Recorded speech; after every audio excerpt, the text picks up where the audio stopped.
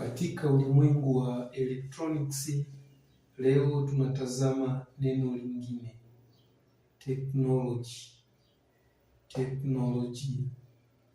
Neno teknolojia ni muunganiko wa maneno mawili. Neno la kwanza ni tech na neno la pili ni logy. Kwa maana yake ya jumla, neno teknolojia linamaanisha use skills, tumia ujuzi. Neno teknolojia ni nini? Teknolojia ni matumizi ya maarifa, ujuzi, fikra, kipaji au taarifa ili au kwa lengo la kutengeneza bidhaa au huduma inayorahisisha shughuli au kazi fulani.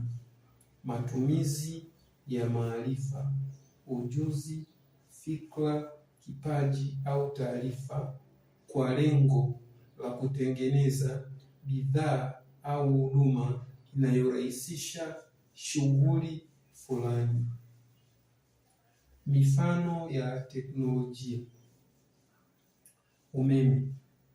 Baada ya kupatikana maarifa ya umeme, maarifa haya yametumika, tumepata magari, sola, feni, power benki na vitu vingine. Mawasiliano. Maarifa katika mambo ya mawasiliano yametumika kutengeneza simu, redio, intaneti, GPS, global position system na vingine. Usafiri.